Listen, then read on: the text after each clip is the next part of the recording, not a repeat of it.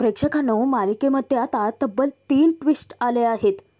3 अशा घटना घडल्या आहेत की ज्यामुळे मालिका अगदी मनोरंजक वळणावरती येऊन ठेपली आहे. अखेर यशने उदय सुलक्षणाची भेट घडवून आणलेली असते, परंतु तिथेच आता कावेरीच्या बाबतीत सुलक्षणाचा मोठा गैरसमज झालेला आहे. तोच गैरसमज दूर करून उदय काऊला घरच्यांनी स्वीकारण्यासाठी कावेरी स्वतः पुढाकार घेणार आहे.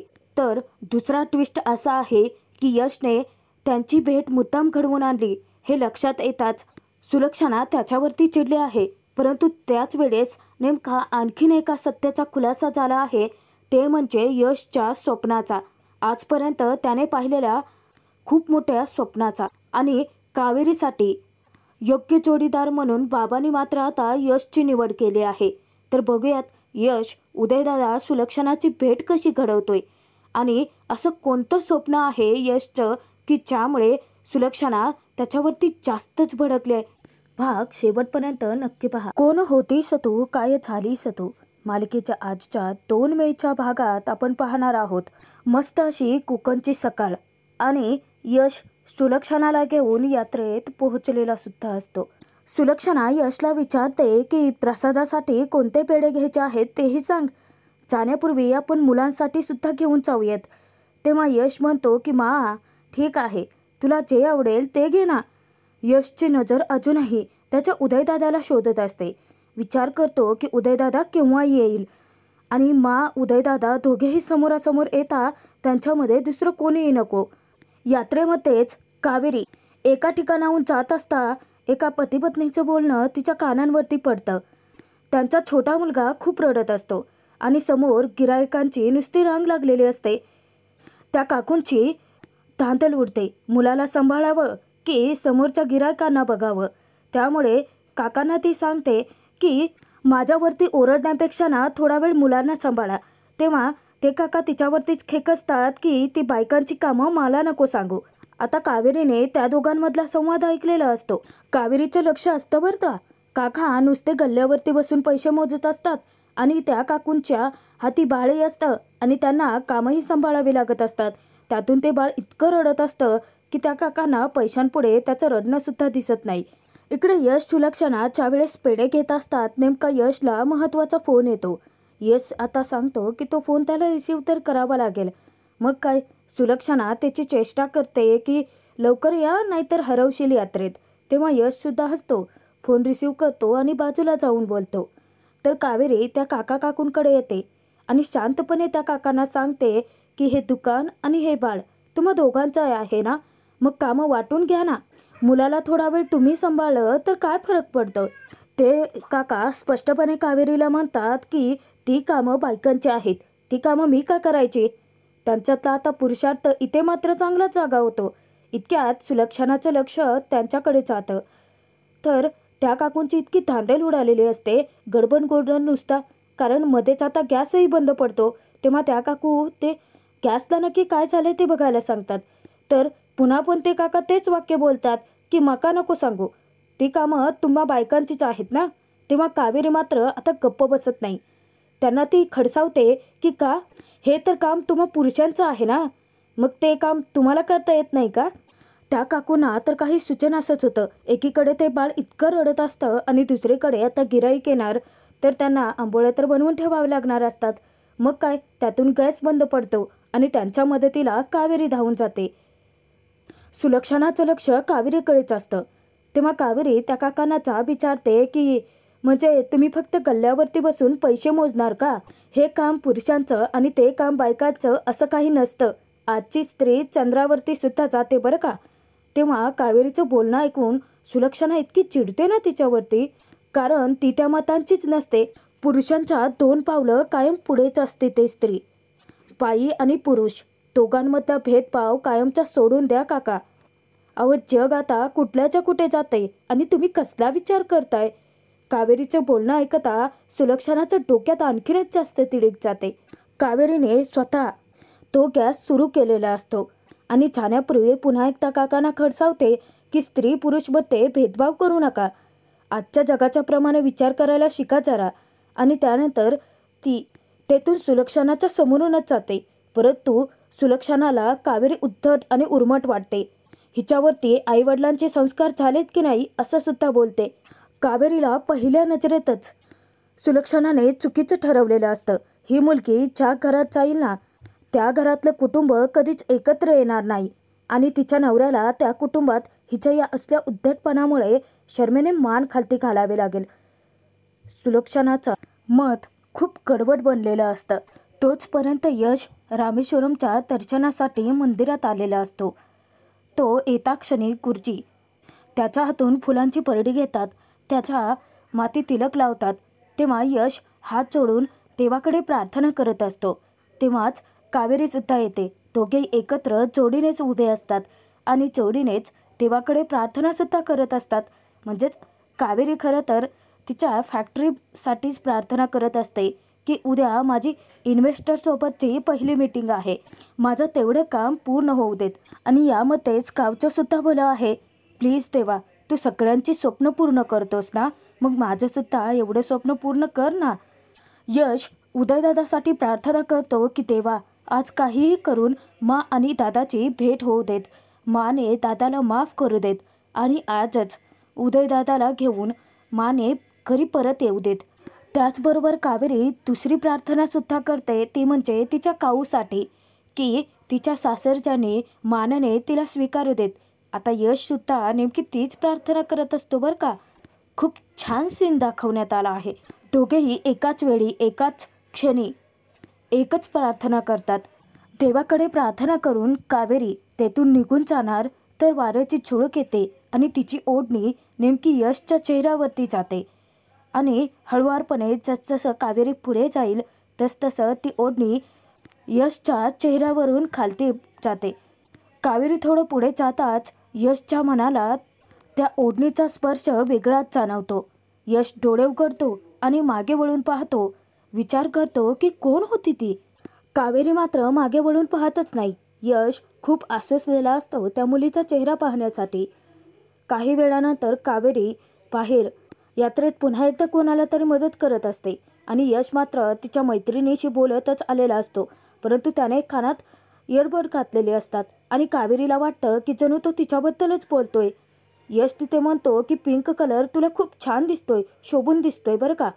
कावेरी आपल्या ड्रेसकडे पाहते तर नेमकं त्याच कलरचा ड्रेस तिने घातलेला असतो. तर त्यानंतर यश आपले बूट घालतो आणि पुन्हा त्याच्या मैत्रिणीला बोलतो की तुझे फोटो त्यामध्ये वाऱ्यावरती उडणारे केस खरंच किती सुंदर दिसतात. तेव्हा कावेरीच्या डोक्यातच तिडीक जाते, ओळख ना पाळख आणि हा माझ्याबद्दल असं का बोलतोय. याला ना चांगला दशावतारच दाखवते, याला ना चांगली जन्माची अद्दलच घडवते. कावेरी असं बोलता बोलता रागाच्या भरामध्ये आपले केस बांधणार तर यश फोनवरती पुन्हा बोलतो की केस बांधू नकोस, मोकळे केसच तुझ्यावरती खूप छान दिसतात. कावेरीला धक्काच बसतो. यशने तर मागेही वळून पाहिलेलं नसते यावेळेस. मग तू बोलतोय तरी कोणाबद्दल. आणि आता तर यश तेथून निघूनही जातो. कावेरी त्याचा पाठलाग करायला जाणार तर यश आता खूप दूर जातो आणि कावेरी चिडचिड करते की फ्लर्ट करतो माझ्यासोबत, तू भेट पुन्हा मग दाखवते तुला. कावेरीचा खूप मोठा गैरसमज जो झालेला असतो. इकडे यशने देवाकडे केलेली प्रार्थना आता लवकरच फळाला येणार असते. कारण पूजेचं ताट घेऊन जात असताना अचानकपणे सुलक्षणाचा पाय सटकतो. सुलक्षणा पडणार. उदय धावत जातो आणि तिला सावरतो. तो तिच्या पायाशीच बसून असतो. तेव्हा सुलक्षणाला त्याने पडण्यापासून वाचवलेलं असतं. सुलक्षणा इतकी खुश होते त्याच्यावरती आणि त्याच्या खांद्यावरती तिचा हात असतो. ती डोक्यावरती त्याचा हात ठेवत त्याला आशीर्वाद देते की बाळा, आयुष्यभर असाच सुखी राहा. बरं झालं तुम्हाला पडण्यापासून वाचवलं. तुझ्या आईवडिलांचे तुझ्यावरती खरंच खूप चांगले संस्कार आहेत बाळा. उदयने तो आवाज ओळखलेला असतो. उदयचं हृदय भरून येतं आणि मनोमन तो विचार करतो की मा, अगं हे संस्कार तर तुझेच आहेत. उदयच्या डोळ्यातले अश्रू सुलक्षणाच्या पायावरती पडतात. तेव्हा उदय तिचे आशीर्वाद घेतो. सुलक्षणा स्वतःच्या हाताने उदयला उठवत म्हणते की उठ बाळा. परंतु दुसऱ्याच सेकंदाला उदयचा चेहरा पाहता क्षणी तिला जबरदस्त धक्काच बसतो. ती हे सगळं तिच्यासाठी खूप अनपेक्षित असतं.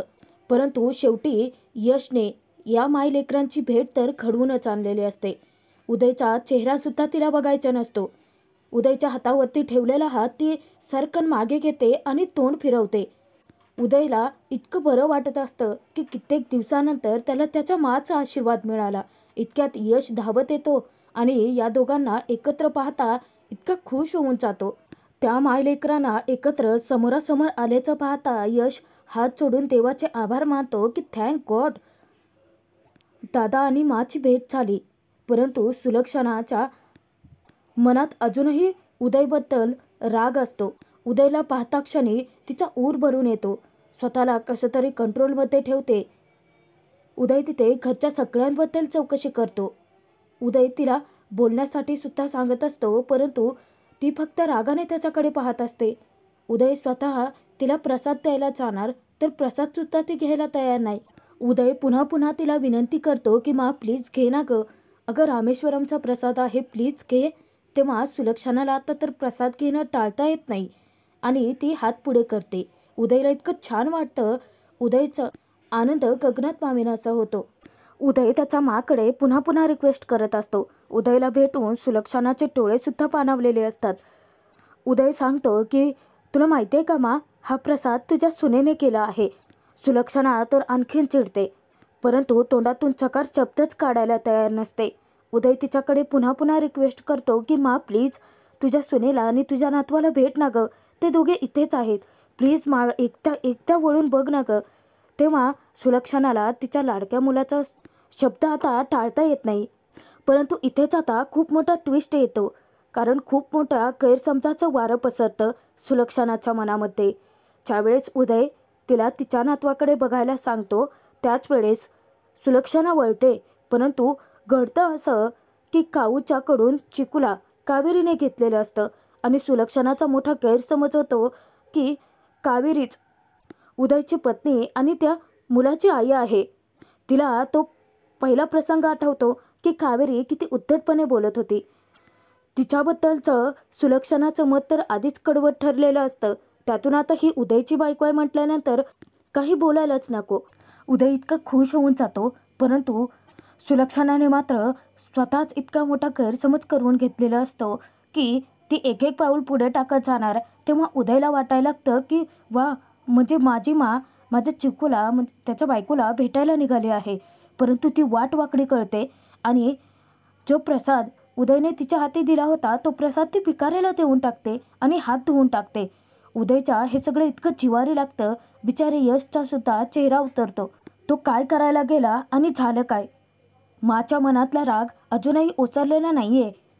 उदय जेव्हा जातो तो पुन्हा पुन्हा रिक्वेस्ट करतो की मग सुलक्षणा सांगते की काही लोकांच्या हातून प्रसाद घेणं सुद्धा पाप असतं, कारण ते बनवत असताना त्यांचे गुण अवगुण त्यामध्ये उतरलेले असतात. सुलक्षणाचं बोलणं उदयच्या काळजावरती घाव घालतं. यशचा सगळा प्लॅन फिसकटलेला असतो. उदयवरचा सुलक्षणाचा राग आणखीनच वाढलेला असतो, कारण तिला वाटत असतं की कावेरी त्याची बायको आहे. उदय आता तिचं मत बदलायला जाणार, तिला समजवायला जाणार, तर सुलक्षणा उलट त्याला हे सांगते की इथून पुढे तू मला कुठेही दिसणार नाही, भेटणार नाही याची खात्री बाळगशील. तू मला प्रसाद दिला याचा अर्थ असा होत नाही की मी तुला माफ करून टाकेन. आणि उदयकडे पाठ फिरवून ती तशीच निघून जाते. उदयच्या हे सगळं इतकं जिवारी लागतं. यशने युक्तीने त्या दोघांची भेट तर घडवून आणली, परंतु त्याच्या मनासारखं काहीच घडलं नाही. यशला सुद्धा जबरदस्त धक्का बसलेला असतो. यश आता दुसऱ्या बाजूने त्याच्या माकडे निघून जातो, तर कावेरीचं लक्ष उदयकडे जातं. काऊला ती सांगते की अगं भाऊजी तिथे आहेत. तेव्हा दोघेही त्यांच्याकडे जातात. तेव्हा उदय खुलासा करतो की काऊ मा आली होती. कावेरीचा आनंद गगनात मावेनासा होतो. ती विचारते की काय, मा आल्या होत्या, कुठे आहेत त्या, मला भेटायचं आहे त्यांच्याशी. तेव्हा उदय भरल्या डोळ्यांनी सांगतो की भेटली ती मला, परंतु काऊ तिने अजूनही मला माफ केलेलं नाही आहे ग. काऊचा सुद्धा चेहरा पडतो. कावेरी चिकूला पटकन काऊकडे सोपवते आणि त्या मायलेकरांमधले जे काही गैरसमज असतील ते मिटवून त्यांना एकत्र आणायचं ठरवते. त्यासाठी ती धावत सुलक्षणाच्या पाठीमागे जाते. परंतु होतं असं की तिच्या मागे धावत असताना मध्येच कावेरीचा तोल जातो आणि धापकन ते जमिनीवरती आपटते. तोचपर्यंत सुलक्षणा गाडीपर्यंत पोहोचलेली असते. यश धावत तिच्या जवळ येतो. तिला समजावण्याचा प्रयत्न करतो, परंतु त्याच्या माच्या पुढे तो जाऊच शकत नाही. ती त्याच्यावरती ओरडते की तुला गुपचूप गाडीत बस म्हणलेलं कळत नाही आहे का. यशला आता काही बोलताही येत नाही. तो पटकन गाडीत बसतो. कावेरी स्वतःच्या मनाची समजूत घालते की नाही का, तुला आता थांबून चालणार नाही आहे. आणि कावेरी स्वतःला सावरते, झटक्यात उठते आणि परत एकदा धावत सुलक्षणाकडे येणार, तर तोचपर्यंत सुलक्षणा यश निघूनसुद्धा गेलेले असतात. परंतु आता थांबायचं नाही म्हणत कावेरी त्यांच्या पाठीमागे धावतसुद्धा सुटते. गावाच्या खूप बाहेरपर्यंत ती गाडीच्या पाठीमागे धावत चाललेली असते. ती इतकी जोराची धावत असते, इतक्यात यशचं लक्ष आरशामध्ये जातं. तेव्हा तो पाहतो की कोणीतरी मुलगी जोराची धावते, परंतु यशला तरी काय माहिती की त्यांच्याच गाडीचा पाठलाग करते. यश आपलं तिच्याकडे बघतो आणि दुर्लक्ष करतो. कावेरी खूप लांबपर्यंत धावत आलेली असते, परंतु त्याचा काहीच उपयोग होत नाही. उलट तिला जोराची धाप लागते, खूप दमलेली सुद्धा असते. शेवटी जे घडायचं तेच घडलेलं असतं. यशचा सगळाच प्लॅन फिसकटलेला असतो. त्यानंतर रात्रीच्या वेळी उदय कावेरीच्या बाबांना त्याच्या फॅमिलीचे फोटो दाखवत असतो. तेव्हा कावेरी मात्र चिकूला झोपवत असते. मोठ्यानेच ती उदयला दिलासा देण्यासाठी म्हणते की चिकू बाळा, आज आजी तुला न भेटता गेली म्हणून काय झालं, लवकरच मी तुझी आणि तिची भेट घडवून आणे ना, मी घेऊन जाईल तुला तिच्यापर्यंत. तेव्हा उदय नाराजी व्यक्त करतो की आज मला माचा आशीर्वाद मिळाला. कित्येक दिवसानंतर तिचं बोलणं माझ्या कानावरती पडलं. तिने प्रेमाने डोक्यावरती हात ठेवला, पण तिने अजूनही माफ केलेलं नाही आहे. तेव्हा बाबा उदयची समजूत घालतात की जावई बापू, काळजी करू नका, सगळं नीट होईल. तोचपर्यंत सुलक्षणा घरी पोहोचलेली असते. तिच्या डोक्यात राग आणि डोळ्यात अंगार भरलेला असतो. यश तिच्या पाठोपाठ तिला समजावण्याचा प्रयत्न करत घरात येतो. आता मध्येच वाटेत यमुना मांजरीसारखी आडवे येते आणि तिला तर आता चान्सच हवा असतो ना यशवरती चिडण्याचा, म्हणजेच सुलक्षणाने चिडण्याचा. मुद्दाम ती विचारते की काय झालं मा, तू चिडलेस का. सुलक्षणा स्वतः काही बोलत नाही, सांगत नाही म्हटल्यानंतर यमुना यशकडे वळते. तेव्हा सुलक्षणा म्हणते की सगळ्यांना सगळं काही करेल, परंतु घरच्या सगळ्यांना बोलव. आणि त्यानंतर यमुना पटापट घरच्या सगळ्यांना हाका मारून बोलावते. सगळेच जण बाहेर येतात. संदीप श्रीकांतला आधार देऊन बाहेर घेऊन येतो. तेव्हा श्रीकांत तिथे सुलक्षणाला विचारतो की काय झालंय, सगळ्यांनाच बाहेर का बोलावलंय. तेव्हा सुलक्षणा त्यांना आधी खुर्चीवरती बसवते. यशला तर आता तोंड खालती घालण्याचीच वेळ आलेली असते. सुलक्षणा तिथे सगळ्यांच्या समोर यशला तिच्या शेजारी येऊन थांबायला सांगते. यश इतका चाचपडतो, घाबरलेला असतो.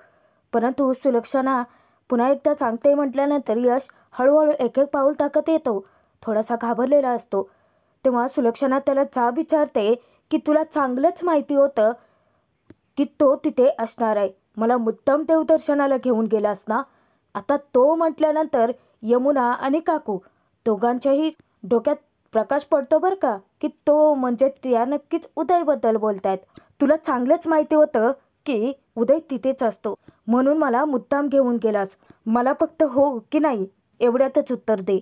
यशच्या तोंडून आता शब्दच फुटत नसतो. मग काय, आगीत तेल ओतायला यमुना हजीरच होते की काय, तो तुला भेटला आणि त्याची हिंमतही झाली तुझ्याशी बोलायची. मला तरी डाऊट आलाच होता की काल हा इतका एक्सायटेड होता तुला देवदर्शनाला घेऊन जाण्यासाठी, तेव्हाच मला खात्री पटली होती. परंतु काय करणार ना, तुझ्या याच्यावरतीच जास्त विश्वास आमच्यापेक्षा. यमुनाने असं उद्धटपणे बोलताच ती मागे वळून डोळे वटारून पाहते आणि यमुनाचे तोंडच बंद होतं. यश काही बोलायला जाणार तर सुलक्षणा त्याच्यावरती खेकसते की मला फक्त एवढंच उत्तर दे की तो आणि त्याची बायको तिथे असणार हे तुला माहिती होतं, हो की नाही. तरीसुद्धा यश तोंडातून चकार शब्द काढायला तयार नसतो. खंबासारखा उभा राहतो. मग काय, आयतं कोलीत हातात मिळे म्हटल्यानंतर आग तर लावावी लागणारच ना. म्हणजेच काकू पुढे येते आणि यशला विचारते की वहिनींना साधं उदयचं नावसुद्धा घ्यायचं नसतं आणि तू त्यांच्याशी खोटं बोलून त्यांच्या आणि त्यांची भेट घडवून आणलीस. नाही नाही यश, खूप चुकीचं वागलास तू. सगळेच जण घरातले नुसते यशला बोल लावत असतात. सगळेच जण म्हणजे फक्त यमुना आणि काकू. उदयने पण तेच केलं होतं आणि आता तू पण तेच करतय. नाही म्हणजे तुम्हा दोघांनी या माऊलीच्या मनाला यातना द्यायचं ठरवलंच आहे का. त्या मुलीसाठी उदय हे घरदार हे सगळं सोडून गेला. असं बोलत असताना सुलक्षणा पुन्हा तिच्याकडे जेव्हा डोळे वाटारून पाहते ना, काकूची बोलतीच बंद होते. तिच्या विरोधात जाणाऱ्याची हिंमत नसते त्या घरात कोणाचे. शेवटी यश आता हिंमत करून बोलतोच आणि त्याच्या आईची माफी मागतो की चूक माझ्या हातून घडली आहे, मला माफ कर. तेव्हा सुलक्षणा त्याच्यावरती इतकी चिडलेली असते की दोष मात्र स्वतःलाच घेते. ती म्हणते की नाही रे, चूक तुझी नाही आहे, चूक मी तुझ्यावरती केलेल्या संस्कारांची आहे. बहुतेक मीच कुठेतरी तुझ्यावरती संस्कार करायला कमी पडले असावे. तेव्हा यशच्या हे सगळं खूप जिव्हारी लागतं. यश तरीसुद्धा म्हणतो की नाही मा, चूक माझीच आहे, शिक्षा द्यायचीच झाली तर मला दे. सुलक्षणा यशपासून दूर जात म्हणते की शाळेतलं मूल जर चुकत असेल ना, तर चूक त्या शिक्षकाची मानली जाते आणि वयात आलेलं मूल जर चुकत असेल ना, तर चूक आईवडिलांची मानली जाते. म्हणजे चूक माझी आहे, मग शिक्षा मलाच मिळायला हवी आहे. तेव्हा सगळ्यांच्या पायाखालची जमीनच हादरते आणि यशला तर जबरदस्त धक्काच बसतो की त्याच्या चुकीची शिक्षा सुलक्षणा स्वतःला करवून घेणार. तर आजचा हा भाग इथे संपतोय. पुढील भागात आपण पाहणार आहोत. उदयने फॅमिली फोटो दाखवल्यानंतर त्यातला यशचा फोटो बाबांनी काढून घेतलेला असतो आणि कावेरीला ते म्हणतात की हा मुलगा किती राजबिंडा दिसतो, माझ्यासाठी हा जावई म्हणून योग्यच आहे, मला तुझं लग्न याच्याशीच लावून द्यायचं आहे. कावेरीला धक्काच बसतो. तर तिकडे धर्माधिकारी कुटुंबात मात्र सुलक्षणा आता स्वतःला शिक्षा करून घेणार, यश तिच्या पायाशी असतो. मग काय, यमुना आणखीनच आग लावते आणि नेमका भडका उडवते. सर्वांसमोर ती खुलासा करते की तुला माने स्पष्टपणे सांगितलं होतं की तू शेफ बनणार नाही आहेस, मग स्कॉलरशिप लेटर तुझ्या रूममध्ये नक्की काय करते. आता तर मात्र यशवरचा सुलक्षणाचा असणारा राग 10 पटीने वाढला.